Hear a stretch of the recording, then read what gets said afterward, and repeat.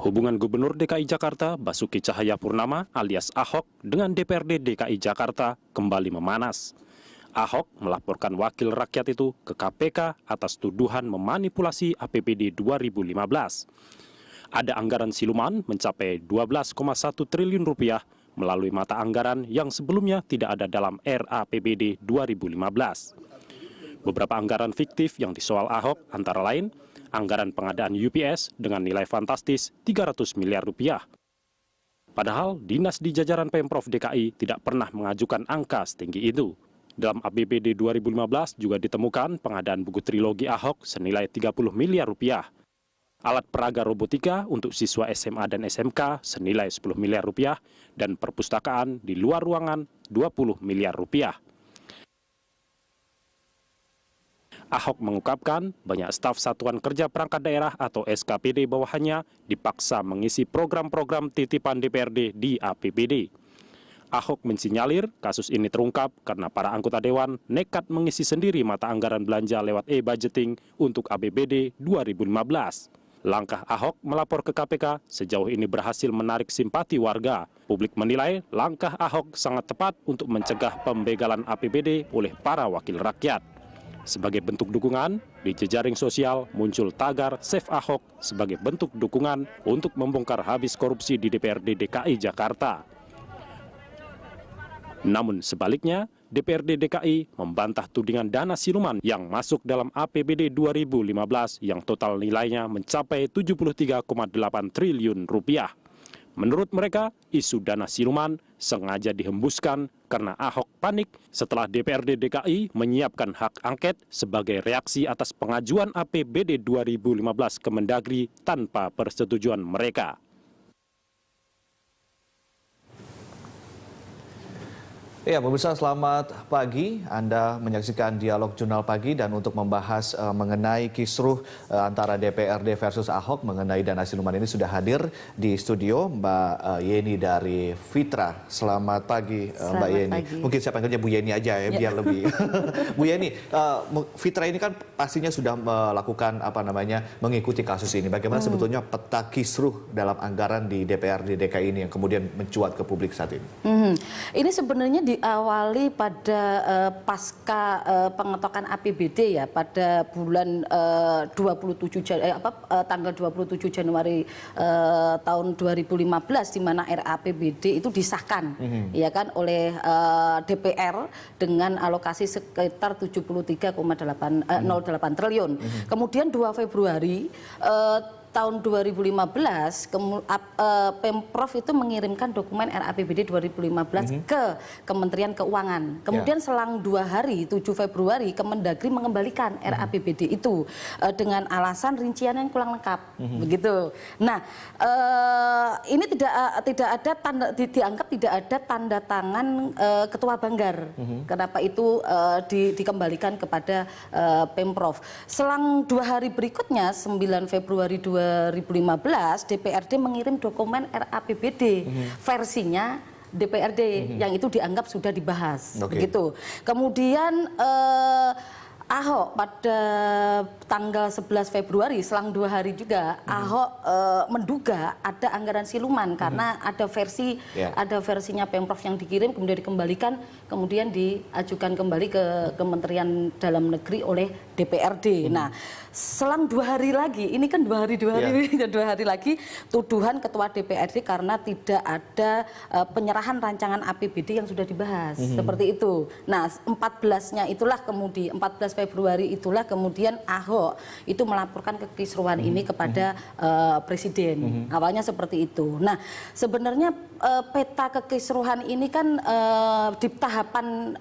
pembahasan umpamanya kita mencoba melihat bahwa DPRD DKI Jakarta menganggap ada 2 versi APBD 2015 yang diberikan kepada Kementerian Dalam Negeri untuk kepentingan review berbeda dengan hasil kesepakatan paripurna. Ini kan dianggap bahwa Ahok ini mencoba untuk mengirimkan ke Kementerian Dalam Negeri itu dalam bentuk e-budgeting begitu kan. Tetapi Kementerian DPRD itu menganggap itu tidak dibahas. Dalam ranah politik kemudian dari pihak DPRD sendiri menyatakan bahwa menuding Ahok melakukan ini karena memang Ahok sudah untuk menutupi hak angket dari DPRD itu sendiri. Tapi kemudian kalau kita lihat Bu Yeni lihat begitu, ini kan Pak Ahok sendiri bilang bahwa ini potensi terjadi sejak tahun 2012 silam. Kalau misalnya memang ini kemudian maju ke ranah hukum, lalu juga sekarang maju di ranah politik, apa kemudian nanti Ahok juga dan Pemprov DKI dari tahun 2012 juga tidak akan terjerat karena kan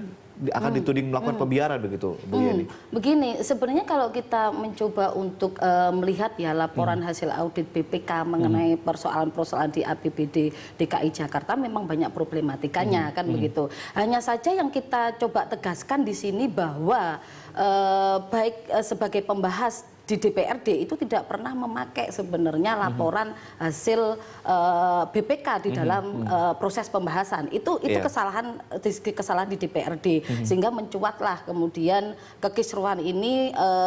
Ahok mencoba untuk melaporkan ke KPK dari hasil-hasil temuan-temuan di dalam APBD sebelum-sebelumnya. Sebenarnya ini kan persoalannya kan tidak adanya transparansi baik dari sisi eksekutif maupun legislatif pada saat pembahasan anggaran. Kita kalau kami mencoba untuk menyalahkan ini salahnya siapa? Apakah disalahkan eksekutif atau legislatif? Kita menyalahkan dua-duanya. Dua-duanya. Atau mereka juga kan bekerja sama dalam proses legislasi atau pembahasan anggaran begitu ya? Begini, Mas, kalau kita berbicara mengenai persoalan skema politik anggaran, ada dua institusi yang membahas, eksekutif sebagai pengusul dari APBD, rancangan APBD. Yang kedua adalah teman-teman legislatif sebagai pembahas dan membahas dan menyetujui, tetapi tidak mengusulkan. Itu salah. Tapi yang kasus yang sekarang justru mengusulkan. Mengusulkan itu yang tidak salah sesuai dengan Undang-Undang MD 3 gitu kan yang sudah aminin oleh MK. Itu kan tidak ada di ranah itu. Di Undang-Undang 23 soal pemerintahan daerah tahun 2014 itu tidak ada kewenangan DPRD untuk mengajukan atau membuat. Jangankan membahas mengenai isinya, tapi caranya saja sudah salah begitu ya? Begitu. Ya dua-duanya salah lah. Kalau kita bilang bangunan transparansinya untuk keduanya kita anggap masih cukup relatif rendah karena tidak terbuka pada publik pada saat pembahasan anggaran. Perlunya harus ada konsultasi publik, kemudian ada uji publik, itu tidak dilakukan di keduanya. Kemudian di sisi Pemprov budgeting gitu kan untuk menjawab sebenarnya di dalam Undang-Undang 23 tahun 2014 soal e-budgeting, informasi keuangan daerah memang ada di situ diatur. Tetapi apakah itu bisa diakses oleh publik dalam hal-hal pembahasan APBD itu belum kan begitu. Bu Yeni, Fitra punya dong anggaran versi DPRD dan juga RAPBD dari versi Pemprov DKI punya ya, dan juga sudah membandingkannya. Nah, mungkin bisa didiskusikan di sini. Kalau kita sejujurnya punya lah versi DPRD, kemudian versinya Pemprov gitu. Saya coba satu saja contoh begitu ya. Kenapa nggak banyak contohnya? Karena kita baru dapat versi itu baru kemarin.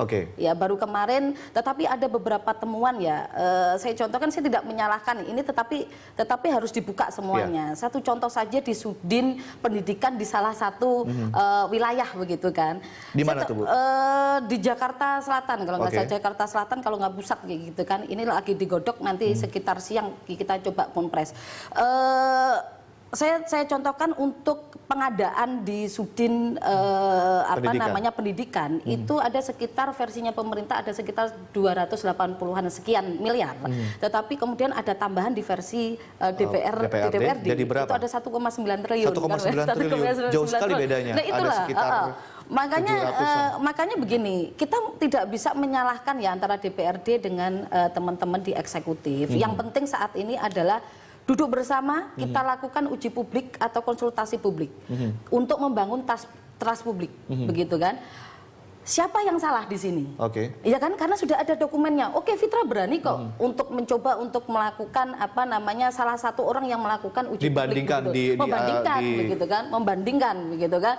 Karena kan selama ini kan teman-teman DPRD bilang bahwa akan melakukan penyidikan kan begitu. Siapa yang salah? Ayo kita bersama-sama. Ya kan tidak bisa mendegasikan masyarakat sipil atau rakyat di sini gitu kan. Itu artinya bahwa diselesaikan secara politik terlebih dahulu sebelum ke ranah hukum atau bagaimana dengan cara kalau diskusi kita publik bilang seperti ini bukan hanya keputusan secara politis ya.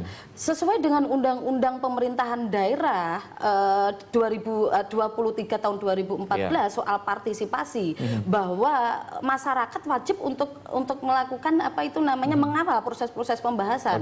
Kalau begitu apa? Ya terbuka untuk publik begitu untuk kan, media juga mungkin ya secara begitu. Ya kita bandingkan di depan publik begitu kan versi DPRD-nya, versi pemerintahannya. Ayo kita sama-sama budgeting begitu kan. Versinya masing-masing di mana letak kesalahannya kan begitu. Ini kan yang kita lihat adalah permukaannya, apa yang kemudian mencuat ke permukaan seperti fenomena gunung es. Kita tidak tahu apa yang sebetulnya terjadi di bawah lautnya itu. Mungkin nanti Fitra bisa sharing modus-modusnya seperti apa saja dalam mungkin ketika DPRD ada titipan-titipan anggaran, mungkin kita akan bahas setelah jeda yang satu ini. Dan pemirsa tetaplah bersama kami di Dialog Jurnal Pagi.